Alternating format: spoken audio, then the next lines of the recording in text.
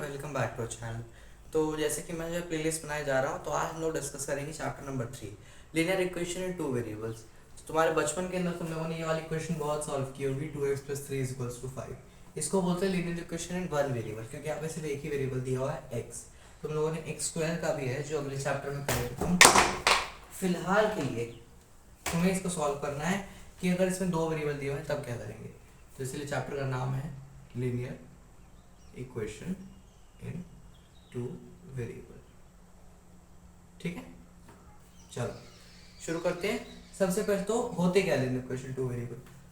मान लो दिया हुआ है 2x + 3y = 47।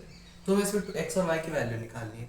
सबसे पहले तो मैं एक बात बता दूं, अगर तुम चाहते हो किसी वजह से एक इक्वेशन से इसकी वैल्यू निकल जाए, ये करना इम्पॉसिबल है। जितने वेरिएबल उतनी इक्वेशन। दो वेरिएबल के तुम्हें एटलीस्ट दो इक्वेशन चाहिए ही चाहिए। हाँ, तुम क्या कर सकते हो, एक ग्राफ प्लॉट कर सकते हो कि हाँ मान लो इसको, चलो 4 डायमेंशनल ग्राफ बना देते हैं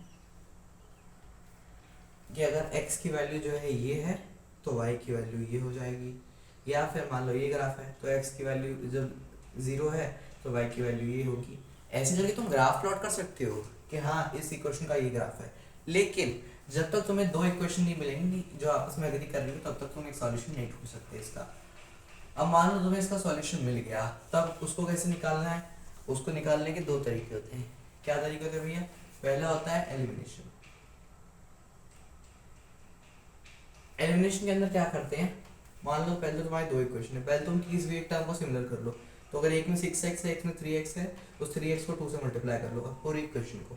6x सिमिलर हो जाएगा, -3x + 23 + 2x - 33। पहले तो सेम सेम कट जाएगा, माइनस कर रहे हैं क्योंकि एलिमिनेट का मतलब ये हुआ ना कि माइनस कर रहे हैं। ये तुमने छोटी क्लास में किया भी होगा। साइन चेंज करो, -5x = 55, 5x = -11। खत्म आंसर। ये हो गया सब्स्टिट्यूशन, x आ जाएगा। अब इस x को तुम वहाँ पे पुट कर दोगे तो y की भी वैल्यू आ जाएगी। ये हो गया एलिमिनेशन। अब आते हैं सब्स्टिट्यूशन। सब्स्टिट्यूशन जो है वन ऑफ द मेरा फेवरेट मेथड है। क्यों? ईजी होता है, इसमें ज़्यादा झंझट नहीं करना पड़ता। क्या होता है सब्स्टिट्यूशन के अंदर?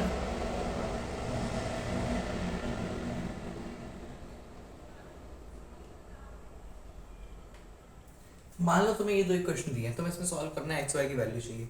कुछ करने की जरूरत नहीं है, किसी भी एक वेरिएबल को चुनो और उसकी एक वैल्यू निकालो। y = 7, ये लिख सकते हैं y को। अब ये जो y की वैल्यू है इसको यहाँ पे पुट कर दो, 2x + 3, y की क्या वैल्यू है 7 - 3x = 4। 2x + 21 - 9x, ये कट गया, क्या होता है 7x - 7x + 21 = 4। इधर आ जाएगा, क्या हो जाएगा 4 - 21, 21 20 19 18 17, x = 17/7।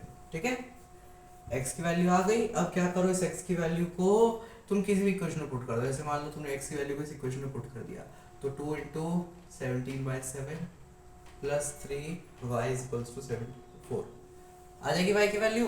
इसको बोलते हैं सब्स्टिट्यूशन। किसी भी एक वेरिएबल को कोने में कर दिया और फिर उसके साथ जो है उसकी मदद से पहले तो उसकी वैल्यू निकाल ली, फिर उसके बाद दूसरे की निकाल ली।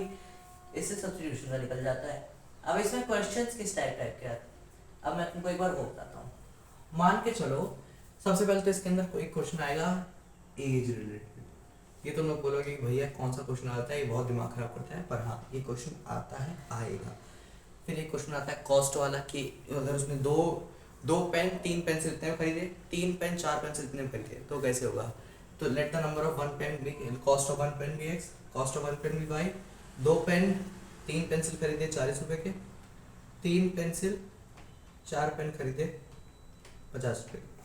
सॉल्व हो जाएगा आराम से।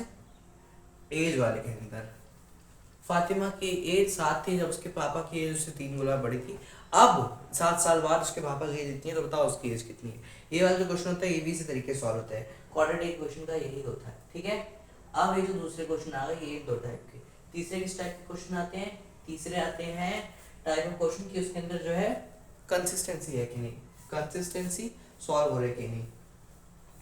A1 B1 A2 B2 A3 B3। इसका क्या मतलब है, इसके बारे में थोड़ा मैं डिटेल बताता हूँ।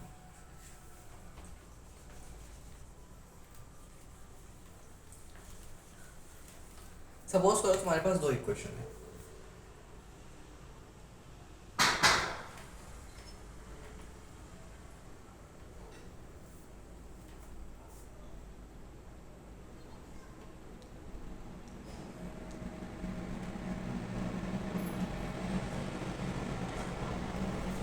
ठीक है।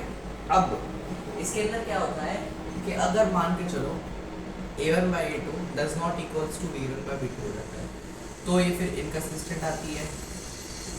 a1 by a2 is equals to b1 by b2 is equals to c1 by c2 आती है। तो क्या होगा, तो फिर यहाँ पे जो है कंसिस्टेंट आएगी। और अगर मान के चलो कि यहाँ पे इनइक्वल हो गया तो फिर कंसिस्टेंट एंड डिपेंडेंट हो जाएगी।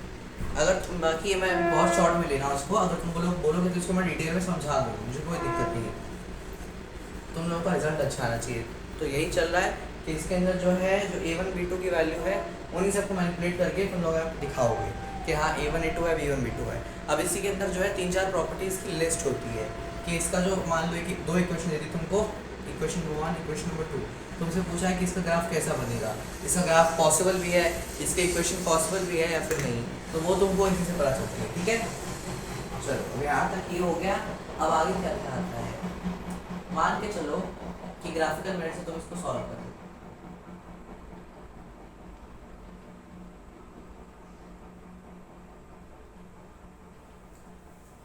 इसके अंदर एक और क्वेश्चन आते हैं कभी कभी कि ग्राफिकल मेथड सॉल्व करने के, सर्कल दे दिया, क्वाड्रिलेटरल है, हर कोना है, पता है हमें क्वाड्रिलेटरल के इंटीग्रल जो होते हैं, इंटीरियर एंगल 360 होते हैं ना। इसके अंदर 4 दे देंगे लिए question, 3x - 5 5x - 3 3x 2y या फिर 2x - 4 जो भी हो, चारों को सम करके आंसर 360 लिखो, आ जाएगा।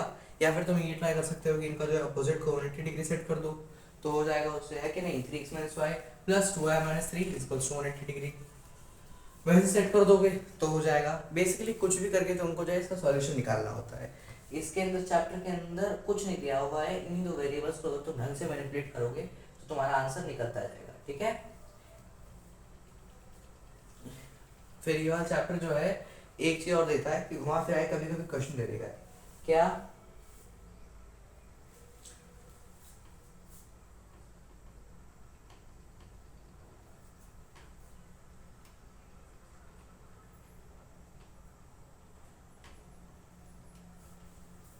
ऐसे क्वेश्चन को जैसे करना, सॉल्व करो। एनसीईआरटी से उठ के आते वाले क्वेश्चन, इन जो हार्ड वाले क्वेश्चन है ना उनको जरूर करना।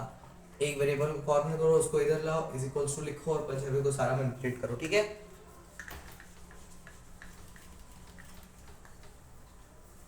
चैप्टर बहुत आसान है ये वाला, चैप्टर के अंदर यही दो मेथड होते हैं। तुम चाहो तो फिर इसके अंदर ग्राफिकल मेथड क्रॉस एलिमिनेशन कर सकते हो, उसको सीखो, बोलो तो मैं सिखा दूंगा, और उनको रखो अपने पास क्योंकि आगे काम आता है, ठीक है। न्यूमेरिकल सॉल्व करने इस चैप्टर के अंदर जो एक्स्ट्रा क्वेश्चन होते हैं उनको भी करना है, ठीक है। इस चैप्टर को आगे पढ़ते रहो, कुछ चिंता करने की कोई जरूरत नहीं, आसान चैप्टर है, ठीक है। इसमें ज़्यादा वेटेज आता है, पता है मुझे, आसान चैप्टर हो जाएगा, ठीक है। चलो फिर आज के लिए इतना ही, इस चैप्टर को मैं खत्म करता हूँ, पढ़ते रहो, see you in the next class.